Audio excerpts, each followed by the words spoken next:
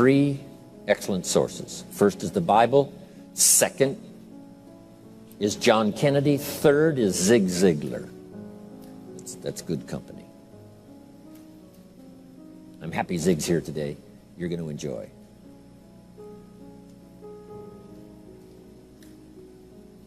The wealth formula. Okay? First, I've already quoted from the Bible. He that wishes to be the greatest, find a way to serve the many. So that's the first key to the wealth formula. Service to many, finding a way. Now, some may have a wish to serve many, but you need a way. So you keep searching till you find a way, because if you search, you will find a way to serve more and more so that your life will be greater and greater. The second, John Kennedy's inaugural speech. Here's what he said. Don't ask. Don't we wish that was the current political philosophy? Where is John Kennedy? John Kennedy said, don't ask what the country can do for you. No matter how poor you are. Don't ask. That's not how you get trophies to put on the mantle above the fireplace. That's not how you become wealthy and rich. That's not how you have abundance. Don't ask what the people can do for you. But, he said, ask, what could I do for my country? What could I do for my neighbor? What could I do for the people in my community? How could I serve more than myself? Ask what you could do for your country. And some people have found out a way to serve the whole country. Some find a way to serve a limited piece of the country. Some find a way to serve a few right around their neighborhood. Some find a way to serve working on a job, rendering a service. But that's the key. Don't ask what they can do for you. Ask, what could I do for them? Why? Asking, what could I do, and beginning the process starts wealth moving in your direction. Key phrase, whatever you move toward tends to move towards you. If you move toward intelligent, it seems now to move towards you. God says, you move toward me, and I will move toward you. You take human steps, I take God steps, I get there very quickly. Whatever you move toward, if you move toward success, success seems to start coming your way. So figure out what you could do to make the move, to begin the early qualifications, and then sustain the qualifications, and success is yours, and health is yours, and all valuable things are yours.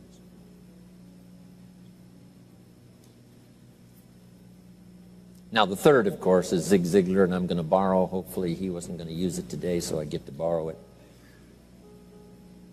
Zig's got the best formula put in layman's terms I've ever heard. If you help enough people get what they want, you can have everything you want.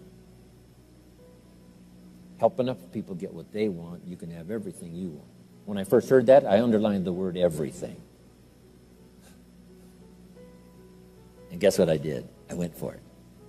If you help enough people get what they want, you can have everything you want. Here's another way to put it. If you help enough people get what they need, you can have everything you need. So you don't supply your need by concentrating on your need. You supply your need by concentrating on the answer, by the deserving, helping enough people. This weekend is another part of my life. Sharing, helping, translating my experiences by the best language I can choose, as awkward as it sometimes seems. Words are clumsy sometimes when you try to express what's going on in your head, let alone your heart. But I'm going to struggle best I can these days with the English language, trying to make it valuable to all of you. Okay. Now, start a little subject called personal development. As you know my story, I met someone when I was 25 years old. His name was Earl Shoaff, who dropped into my life at an extraordinary time. So, key phrase, timing has a lot to do with it, and who knows, part of the mystery of time, the timing. Part of the timing one I just had that experience that I've shared in other seminars when the Girl Scout knocked on my door. And I walked to the door, and she gives me the big pitch on the Girl Scout cookies, best organization in the world for girls. Got several flavors, time to buy the cookies, only $2. And with a big smile, she very politely asked me to buy. No problem, I wanted to buy. Big problem, I didn't have $2 in my pocket. And I didn't want to tell her that. So I did what I thought was next best. I lied to her. And I said, hey, look, I've already bought plenty of Girl Scout cookies. We've still got plenty in the house we haven't eaten yet. She said, oh, that's wonderful. Thank you very much. And she leaves. When she leaves, I say to myself, I don't want to live like this anymore. I mean, how low can you get lying to a Girl Scout? I mean, that's low down. I told myself that day, this will never happen to me again. One of those experiences. It's called like life-changing. I said, I'm going to search till I find better opportunities so my pocket won't be empty and the bank account won't be empty and I won't be so far behind on my promises to my family. And it was shortly after that I meet Earl Shoaff, who taught me how to be wealthy, who taught me how to change my life. So who knows what the connection is, right?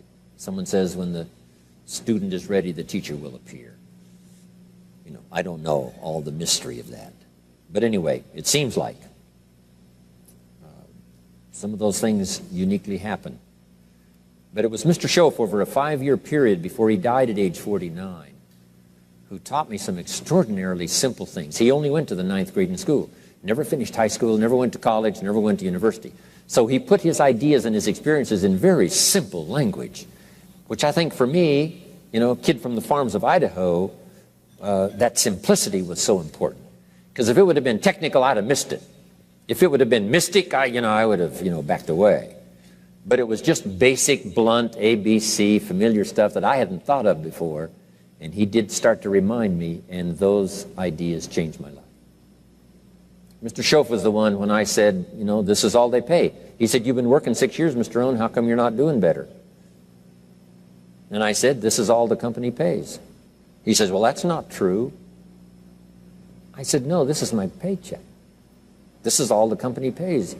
He said, no, this is all the company pays you. I thought, that's a new way to look at it, right? He said, doesn't the company pay 2, 3, 4, 5 times this amount to other people? And I said, well, yes. He said, well, then this is not all the company pays. It's all they pay you. And if you qualified, wouldn't your income grow 2, 3, 4, 5 times? I said, I suppose. So he said, we don't have to work on the company. We have to work on you. See, that was the beginning of what he called the phrase personal development.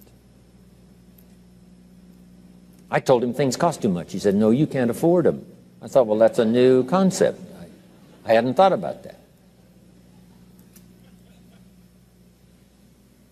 We put some of the valuable things on the high shelf, so you can't get to them until you qualify. If you want the things on the higher shelf, you got to stand on the books you read. Every book you read, you get to stand a little higher so you can get the things on the higher shelf. See, I learned those concepts. It was so incredible. And here was the most important one. Success is something you attract by the person you become. See, that phrase changed my life. Success is something you attract by the person you become.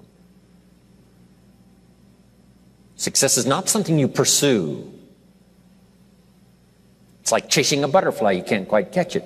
Success is something you attract by becoming an attractive person. See, those were new concepts to me. I'm just working hard trying to make a living. Here's what he said to me. This changed my life. I got a chance to teach this in Moscow and across Russia. 3 visits, now the 4th. Here's what Shoaff taught me. Profits are better than wages. Nobody taught me that in high school. Nobody taught me that. I went to 1 year of college. Nobody taught me. Profits are better than wages. Wages make you a living. Profits make you a fortune. And how could you work on both a living and a fortune? He said, well, you could start part-time working on your fortune while you're working full-time on your living. I thought, wow. Now, he said, it's fun to get up in the morning. Not just getting up, go to work to pay the rent. but to get up to go to work to make a fortune. First, to make a living for my family. Second, to make a fortune. And he taught me how to make both a living and a fortune. Guess what I did? I learned how to make both a living and a fortune. And I found out anybody could do it once they get the information. And at age 25, I started receiving this extraordinary information. Here's what he said: your income is directly related to your philosophy, not to the economy. I thought, no one ever told me that. I kept hoping the economy would change. He said, no, your philosophy has to change. I assured him that I had my fingers crossed. He said, that won't help. Then what could I do to change my income and multiply it by 2, by 3, by 5, by 10, and then multiply it by 10 again? What could I do? And he started giving me the disciplines and the process of learning the skills to change my life. This was an extraordinary man. Those were extraordinary times for me, life-changing in every manner that you can imagine, but very simple ABC concepts.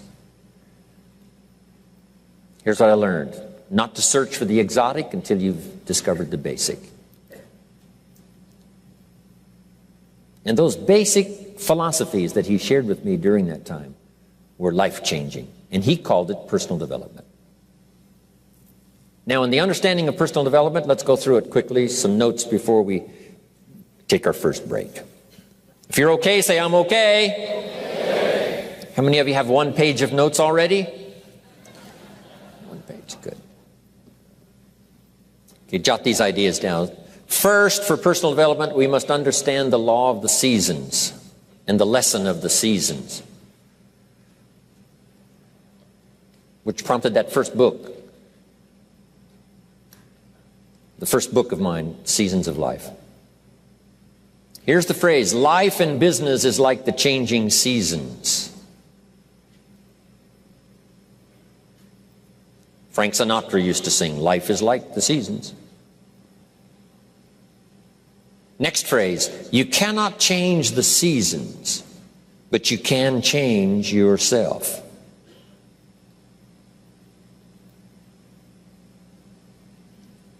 The seasons are set. As soon as we arrive on this spinning planet headed somewhere, that's the question to ask. What is the setup? First, so I can survive. Second, so I can succeed. So one of the first things to do is to learn the rhythm of the seasons. The rhythm of night and day. Day follows night. Night follows day. Opportunity follows difficulty. Difficulty follows opportunity. Recession follows expansion regularly. Expansion follows recession. Sadness follows joy. Joy follows sadness. That's called the rhythm of life. So in the seasons now, make these notes. First, learn to handle the winters. Hopefully each winter we get stronger by the process of the experience of the past winters. Learning the lessons of the past to apply to the present. In the winter you have to hang on. In the winter you have to endure. It's part of the rhythm of life. And there's all kinds of winters. Physical winters and personal winters and political winters. Communism cast a long shadow on 1/3 of the world in that long winter of despotism. About 75, 80 years it lasted. Political winters, social winters, spiritual winters, personal winters, when things don't work well. Barbra Streisand sings, it used to be so natural to talk about forever, but used to be's don't count anymore. They just lay on the floor till we sweep them away. You don't sing me love songs, you don't say you need me, and you don't bring me flowers anymore. A song of winter. But we're all acquainted with those experiences. But here's the key. You must just hang on in the winter. Make the note. It doesn't last forever. Some winters seem longer than others. Some winters seem tougher than others. Some winters are more critical and crucial than others. But here's the note. They will pass. The night can only be a few hours. As far as we know, there's never been a double night. And the whole key to this is, surely you can make it just a few hours. Hang on. Whether it's playing a game or whether it's an enterprise, the winters do come. Mickey Mantle, my hero back in those days of the Yankees. Wow. He used to get in the batting slump. It was tragic to watch. This is the home run king. This is the fastest man in baseball. This is one of the most accomplished players ever to play the game. But he used to have these terrible slumps when it seemed like he couldn't get a hit, or he couldn't get very many, and he couldn't hit home runs. And someone asked him one time, what do you start changing? He said, I don't change anything. He said, what do you do? He said, I wait till it's over. Right? You just keep swinging and you just keep hanging in there until finally it passes. Maybe you need a little touch of refinement, but for the most part, here's what you have to do. Endure. Because the winter finally passes and the night finally fades away and the daylight comes and the shadows flee away. So the winters we just have to handle. Here's what's next, the spring. Spring always comes. Opportunity follows difficulty. Day follows night. Here's what spring is called, opportunity. Spring is not a guarantee. It's guaranteed to come, but it's not spring that guarantees the harvest. Here's what you must do. Use the spring to your best advantage. And you've got to hurry because spring is usually not very long. The short season of spring reminds us of urgency. If you want a full harvest, come harvest time, you've got to take advantage, but you must do it quickly. Spring is the opportunity to meet someone. Sometimes you have to do it quickly. Here's a person, you say, be nice to meet that person, but before you get a chance to say hello, they're gone. In space language, we call it window of opportunity. If the rocket doesn't launch and if the spacecraft doesn't go in an appointed time, it's got to wait for another cycle of times. If you don't get it planted this spring, you've got to wait for another cycle of seasons before you have another chance. So, the urgency of spring. Life is brief, so take advantage of every spring you can get for your lifetime. The Beatles wrote, life is very short. And for John Lennon, it was extra short. For Michael Landon, it was extra short. For my dear business colleague, Mark Hughes, it was extra short. He died at age 44. So, it's brief. Bill Bailey reminded me, it's easy to say I've got 20 more years, but here, that sometimes fakes you out, saying I've got 20 more years, meaning it looks like you got a lot of time. But here's what he said, if you go fishing once a year, you've only got 20 more times to go fishing. Not 20 years to go fishing, 20 times. So you've got to make each time count when the opportunity comes, each time. So take into account the brevity of life. My father lived to be 93, but it seemed so short. I kept asking for another 10 years, another 10 years, and finally, it ran out. But 93 is not bad, but it still seemed short. So it is short. So pick up the urgency of spring now. Knock on every door to find the opportunity. Search and search till you find answers for your future. And do it quickly, because spring is short. What if you asked a farmer to go bowling in the spring? He would say insanity. You can go bowling in the winter, but you can't go bowling in the spring. Good note.